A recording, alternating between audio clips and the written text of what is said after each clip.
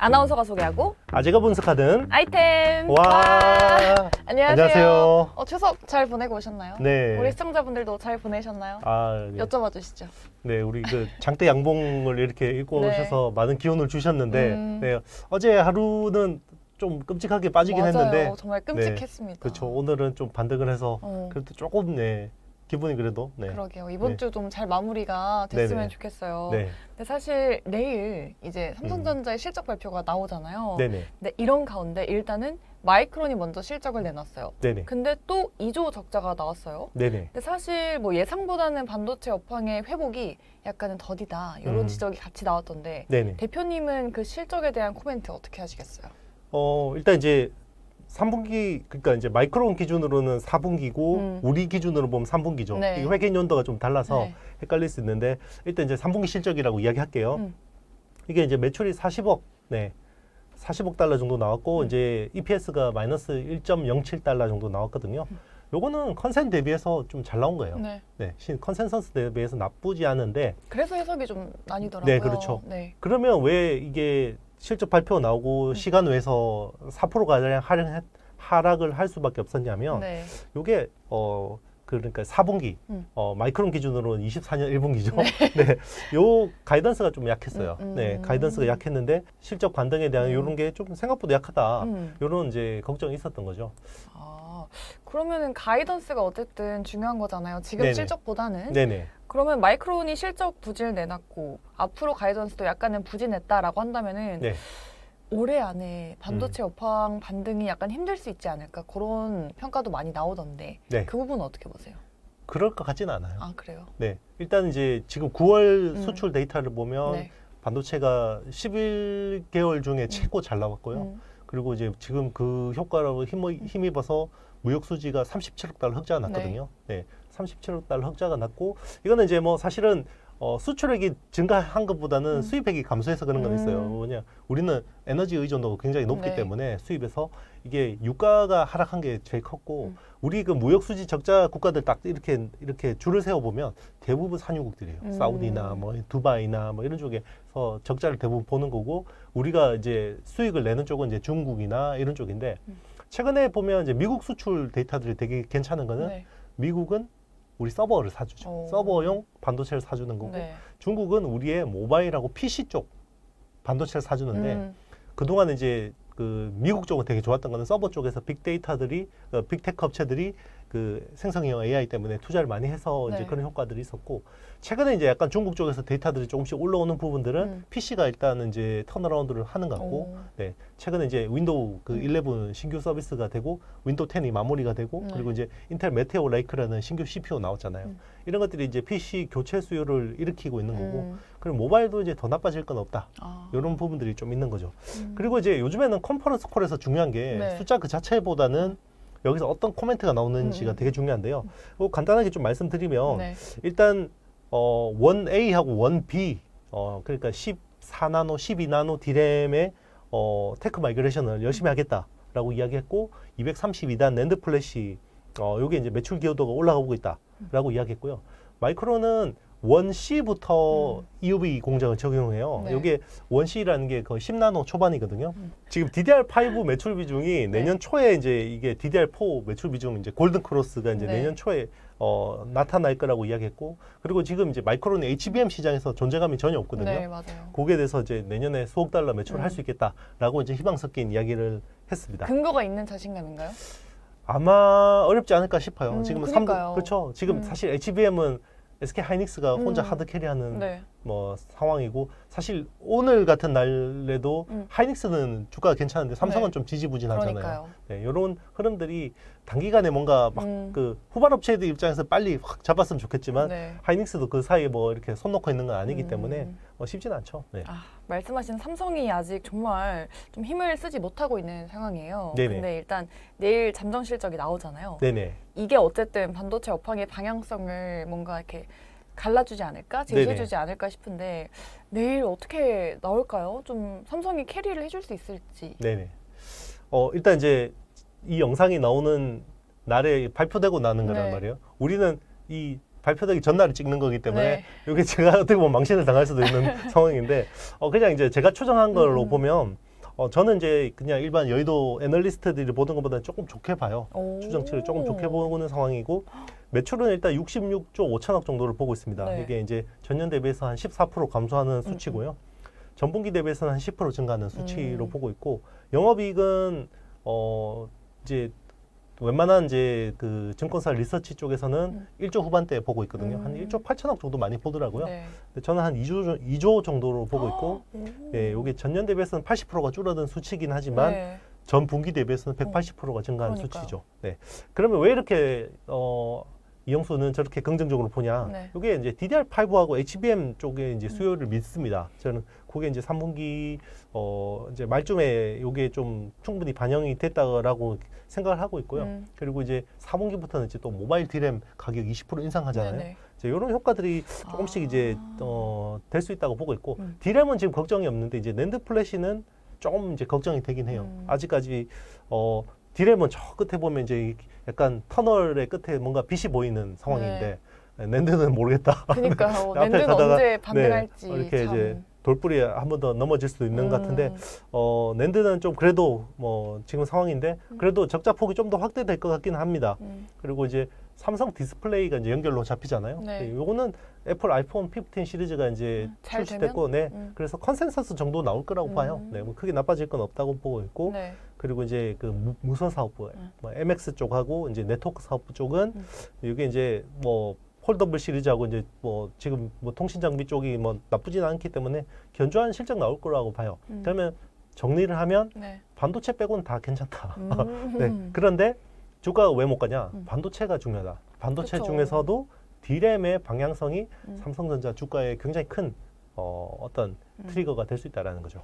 D램이 얼마나 회복을 할 수 있을지가 또 중요한 단서가 되겠네요. 그렇죠. 이제 D램의 흑자 전환 그리고 이제 낸드 업황 바닥 확인이 이제 아마 삼성전자 향후 주가에서 굉장히 중요한 포인트가 될 거고 그리고 이제 거기에 멀티플을 더해주는 요인은 HBM3 양산 그리고 그 지금 어드밴스드 패키징과 이런 파운드리 쪽에서 어떤 수주 흐름 이런 것들이 될 것 같습니다. 네. 우리가 모두 원하는 게 어쨌든 이런 반도체 바닥을 확인하고 이제 점점 올라가는 거잖아요. 네네. 예전에 대표님이 반도체 바닥을 볼 때 있어서 두 가지가 중요하다고 하셨어요. 일단 재고가 중요하고 네. 또 주문이 증가하는 게 중요하다고 하셨는데 최근에 이런 게 그래도 좀 나타나고 있지 않아요? 그렇죠. 이제 그동안은 사실 우리 다 AI만 쳐다보고 있는 게 수요가 AI 쪽만 있으니까. 네. 그렇죠. 그런데 이제 전통 수요라고 하는 게 우리가 이제 뭐 PC하고 모바일하고 서버 중에서도 HPC, 하이 퍼포먼스 컴퓨팅 쪽이 아니라 일반 서버 쪽에 대한 수요가 이제 제일 중요한 건데, 그게 이제 조금씩 이제 나타나고 있어요. 실제로 지금 삼성이 최근에 서버용 D램 메모리 주문을 새로 받았다라고 이제 이슈가 나왔는데, 네. 그게 아마 아마존 웹 서비스일 가능성이 높아요. 그러니까 아마존 웹 서비스가 1년 만에 주문을 했는데 요게 이제 AI 생성형 AI 쪽이 아니라 일반 서버 쪽, 일반 서버 쪽에 이제 주문인 걸로 파기되고 있고요. 네. 그리고 뭐 지금 9월 반도체 데이터들을 봐도 매출이 일단 늘어나고 있고 그리고 중요한 거 포인트 지금 DDR5하고 HBM 좋은 건 다 알잖아요. 네. 그러면 DDR4가 중요하잖아요. 레거시 반도체, 그죠? 특히나 PC용. PC도 늘어나고 있다고 하지 않았어요? 그렇죠. 늘어나고 있는데 그게 이제 수치로 확인되는 게 DDR4 8기가비트 짜리 제품이 처음으로 하락세가 멈췄어요. 아. 네, 9월 데이터로 보면 처음으로 멈췄고 네. 그러면 이게 4분기에는 반등할 수 있을 거라고 보고 있거든요. 시장 조사 업체 트렌드 포스에 따르면 요게 DDR4 쪽 가격이 4분기 중에 네. 똔똔 그러니까 지금 유지 정도 아니면 5% 정도 이런 건 되게 좋아하는. 똔똔. 네. 아나운서가 이런 말을 되게 좋아하네요. 그러면 안 쓰니까 네네. 평소에 너무 생소하네요. 예. 그래요? 네. 5% 정도는 네. 상승할 수 있다라고 보고 있고 DDR5 같은 경우는 네. 3%에서 한 8% 정도 오. 이제 상승할 수 있다고 보고 네. 있어요. 그러면 중요한 게 제가 말했잖아요. 바닥은 보통 쌍바닥을 그리고 가는데 앞바닥은 공급단에서 나오죠. 아하. 뭐 투자 축소, 캐펙스 감소, 뭐 이런 것들인데 그게 작년 가을에 나왔고 여기서 이제 삼성이 괜히 목리부리다가 코피 터진 거죠. 네, 우리는 인위적인 감산 없다라고 네. 했다가 최근에 더 다시. 세게 감산을 하는 네네. 상황이 벌어졌고, 네, 그런데 이제 지금 재고가 중요하겠죠. 그래서 재고 데이터가 북미 이제 클라우드 업체들 지금 재고 데이터가 네. 최근까지 16주 정도의 재고가 있었어요. 16주 정도의 재고가 있었는데 9월 데이터로 보면 거의 8주까지 재고가 절반이 그렇죠. 줄었네요. 그동안 이제 서버는 계속 초라가 됐는데 재고 가지고 만든 거예요. 새로 아, 주문 안 하고. 네. 그래서 아마존 웹 서비스에 음. AWS가 이제 신규 주문을 한 거고요. 자, 그러면 이제 모바일이 남았잖아요. 네. 모바일이 그동안에는 재고 데이터들이 굉장히 높았어요. 10몇 주씩 막 쌓여 있었거든요. 그 스마트폰 만들면 재고 있는 거 가지고 만들어서 내보냈거든요. 네. 최근에 중국 스마트폰 업체들의 재고 데이터가 3주에서 4주 정도로 굉장히 줄어요. 모바일 쪽은 훨씬 많이 줄었네요. 줄었어요. 네. 그런데 모바일은 지금 재고가 이렇게 줄었는데 신규 주문을 안 하고 있는 거예요. 이유가 뭘까요? 얘들이 이제 이게 전방 시장에서 팔릴지에 대해서 의문이 있는 거죠. 네, 왜냐하면 이제 아무래도 내구 소비재잖아요, 스마트폰은. 그러니까 이게 애플 같은 프리미엄 제품은 어느 정도 이제 브랜드 파워가 있기 때문에 네. 팔 수 있는데 중국산 스마트폰, 샤오미, 오포, 비보 같은 업체들은 이걸 팔 수 있을지 대해서 의문이 있기 때문에 경기가 조금 많아서. 네, 신규 주문을 안 했는데 이게 3주, 4주 정도의 재고가 남았다라고 네. 하면 아마 주문할 수밖에 없을 거예요. 아하. 네. 수요가 훨씬 더 많다면? 그렇죠. 뭐 수요가 어느 정도 음. 증가하지 않더라도 기본적으로 팔아야 되는 수요가 있잖아요. 네. 네, 그래도 3주, 4주의 재고면 이 정상 재고가 6주, 7주 정도거든요. 그러면 정상 재고보다 굉장히 낮아져 있기 때문에 그러네요. 신규 주문 안 할 수가 없을 거고 그리고 삼성이 4분기 모바일 대량 가격을 20% 인상했잖아요. 네, 그러면 이제 거의 바닥은 끝났다고 봐야 되는 거죠. 바닥은 끝났다. 네. 근데 이제 끝났으니까 이 상승 추세를 이어갈 네. 수 있는 게 중요하잖아요. 네. 근데 지금 이 AI 반도체에 대한 수요가 좀 네. 이어지면서 네. 2024년, 그러니까 내년까지는 반도체 평균 판매 단가가 좀 계속 올라갈 거다라는 전망도 있더라고요. 네네. 이렇게 되면은 반도체 빅사이클이 다시 좀 시작될까요? 이제는 제가 생각하기에는 과거에 우리 반도체 빅사이클, 슈퍼사이클이라고 하는 거는 디램이 이익 가지고 기준을 했어요. 예전에 네. 뭐 PC 시대에서 뭐 디램 마진율 50%가 넘어가고 그리고 막 60% 넘어가면 슈퍼사이클이라고 했거든요. 네. 요게 이제 그 스마트폰 사이클에서도 한번 발생했고 2016년, 17년에 이제 서버 클라우드 사이클에서도 그런 게 발현이 됐었는데 네. 이제 앞으로의 슈퍼사이클은 메모리만 가지고는 쉽지 않을 거라고 생각해요. 그러면 여기서 파운드리 쪽에 붙어줘야 돼요. 그러니까 실질적으로 삼성의 파운드리 사업부가 AI 반도체에서 어느 정도의 수혜를 볼 수 있을지가 되게 중요할 것 같습니다. 네. 그게 중첩이 돼야 될 것 같아요. 그리고 지금 메모리의 주문형화. 그러니까 메모리라는 게 기존에는 커머디티인데 이게 점점 더 주문형 반도체로 바뀌고 있잖아요. HBM이 대표적인 거고 네. 이제 이런 쪽 시장이 계속 커지면 메모리에 대한 멀티플이 달라질 수 있고 그리고 이제 TSMC를 추격하는 그런 모습들이 나타난다 그러면 멀티플 리레이팅이 충분히 될 수 있죠. 아하. 네, 이런 가운데 또 삼성이 뭔가 호재 소식을 전했어요. 저희가 반도체계 외계인이라고 했었던 네네. 짐 켈러랑 네. 고객을 확보했다는 이야기가 나왔거든요. 이제 스타트업 기업을 하고 있잖아요. 네네. 고객이 됐다라는 거는 엄청난 호재 아닌가요? 네, 맞습니다. 뭐 사실 어떻게 보면 그냥 AI 반도체 스타트업 회사 하나 칩 하나 받은 거 아니에요? 이렇게 네. 볼 수 있는데 우리가 이제 그 짐 켈러를 한번 그 한 회차 주제로 다룬 적이 네네. 있거든요. 그죠? 조회수는 별로 안 나왔는데요. 관심을 가지셔야 네, 됩니다, 여러분. 이분 그 링크를 아마 걸어 주실 거예요, 네. PD님이. 이분은 엄청난 그 반도체 설계 쪽에서 거의 전설적인 사람이거든요. 그래서 이분의 그 반도체를 삼성 파운드리가 생산함으로 인해서 국내 밸류 체인에 미치는 영향이 굉장히 클 거라고 봐요. 네. 그리고 이게 설계를 기존의 ARM 아키텍처 기반이 아니라 리스크5라는 새로운 아키텍처 기반으로 설계를 하거든요. 그러면 삼성이 리스크5 쪽에서는 적어도 TSMC보다 좀 더 나은 레퍼런스를 가지고 갈 수 있는 거고요. 네. 나중에 다른 팹리스 업체들이 리스크5 기반으로 칩을 설계하고 싶다 그러면 어느 정도 공정 수준도 비슷하다 그러면 TSMC보다 삼성 파운드리를 택할 수 있는 유인이 하나 생기는 거거든요. 그리고 이제 국내 칩리스 업체들도 이제 이번 텐스토렌트하고 그 짐 켈러의 텐스토렌트하고 삼성 파운드리 프로젝트에 참여를 함으로 인해서 네. 또 그런 핵심 IP들을 또 발굴을 할 수 있잖아요. 네, 그런 것들이 또 큰 무형의 자산으로 남을 수 있죠. 아, 그러면 이렇게 삼성이랑 짐 켈러랑 협업을 하게 된다면은 이게 국내 뭐 중소형 반도체 업체들한테도 뭔가 생태계적인 확장이 일어날 수 있는 일인가요? 그렇죠. 뭐 리스크5 쪽으로 칩 설계에 관심이 많은 거는 중국도 굉장히 관심이 네. 많아요. 근데 중국은 리스크5 기반으로 칩을 설계해도 이게 공정을 28나노나 막 14나노 같은 레거시 공정을 써야 되잖아요. 네. 근데 짐 켈러가 하는 거는 지금 뭐 4나노 이런 첨단 반도체거든요. 그럼 첨단 반도체에서 리스크5 기반으로 칩을 설계해봤다라는 것은 굉장히 어떤 긍정적인 부분이죠. 그리고 짐 켈러라는 사람이 그동안에 보면 설계했던 칩들이 그냥 어정쩡한 것들이 없어요. 네. 뭐 예를 들면 애플의 A 바이오닉 칩 설계했죠. 그리고 AMD 망해가는 AMD 와가지고 멀티코어라는 거를 리사수 CEO하고 손잡고 거의 세팅했고 그 라이젠이라는 젠 아키텍처도 네. 짐 켈러의 손에서 만들어진 거고요. 그럼 손만 대면 다 살아나네요. 그렇죠. 오. 테슬라의 FSD 칩도 설계했죠. 네. 그리고 망해가던 인텔에 와가지고 엘더 레이크, 네, 메테오 레이크, 에로 레이크까지 딱 세팅해주고 나갔거든요. 진짜 외계인이라고 할 수밖에 그렇죠. 없네요. 그러니까 와. 이제 삼성도 이제 기대하는 거죠. 오. 그리고 이번에 그 텐스토렌트가 1억 달러 펀딩했는데 거기서 현대차 그룹이 50% 태웠고 네. 삼성이 30% 태웠거든요. 그래서 이제 지분 관계도 엮여 있고 그리고 지금 LG하고 스마트 TV용 칩, 알파 칩 프로젝트 같이 하고 있죠.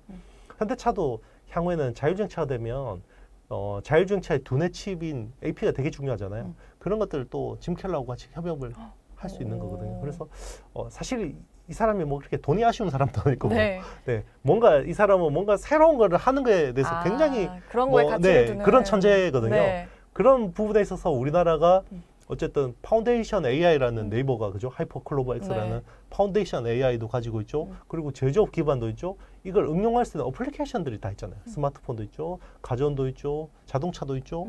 뭐 심지어 우주항공도 있잖아요. UAM 같은. 네. 그러니까 얼마나 좋겠어요. 그러니까 이런 것들 이제 협력을 함으로 인해서 우리 입장에서는 굉장히 예전에 우리 그 2002년 월드컵 때 이제 거스리 링크가 와서 우리나라 축구 레벨업을 한 단계 업그레이드 네, 시켰잖아요. 네, 맞아요. 그래서 지금 우리나라 반도체 설계 생태계가 굉장히 취약하고 전 세계 점유율이 뭐 2%밖에 안 되고 그런 상황인데 거기서 이제 짐 켈러가 와서 거스리 링크 같은 역할을 해주면 참 좋겠다라는 생각합니다. 짐 켈러가 그렇다면 반도체계 히딩크가 될 수 있을지. 그러게요. 와, 뭐 네. 이 사람이 이제 자기 혼자만 잘하는 사람인지 아니면 잘 못하는 애들 데려가가지고 이렇게 좀 가르쳐주면서 하는 사람인지 모르겠지만 네. 어쨌든 그런 희망을 좀 품어봅니다. 저는. 네.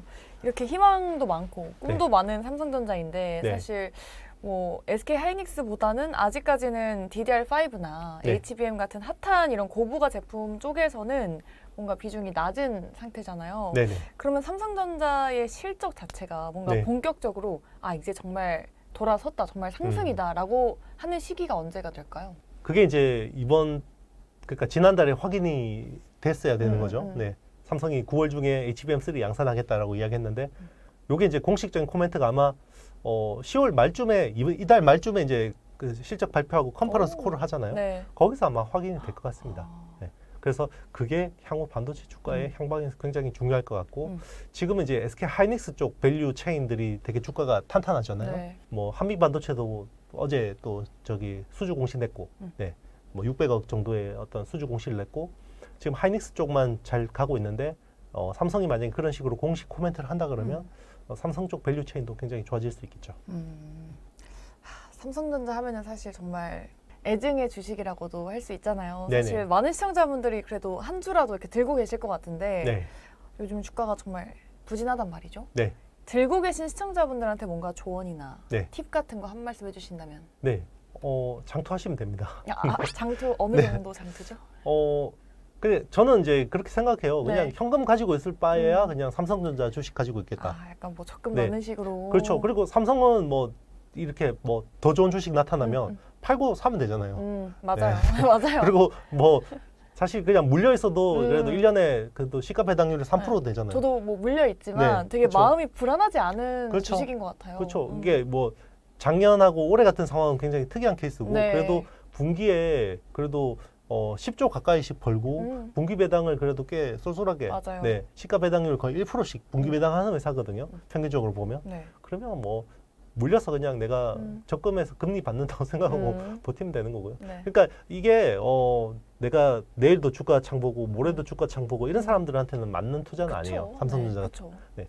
계속 다 아실 모아가는 것 같아요. 주식이 제일 나을 것 같아요. 네, 우리 시청자분들께서 좀 네. 현명한 판단을 하시면서 대응 전략을 알차게 좀 짜보셨으면 좋겠습니다. 네, 오늘 저희 아이템은 여기까지고요. 저희는 다음 시간에도 알찬 정보들 들고 찾아오도록 하겠습니다. 저희와 또 함께하고 싶으신 분들은요. 좋아요, 구독, 알림 설정, 댓글까지 많이 남겨주세요. 여러분, 안녕.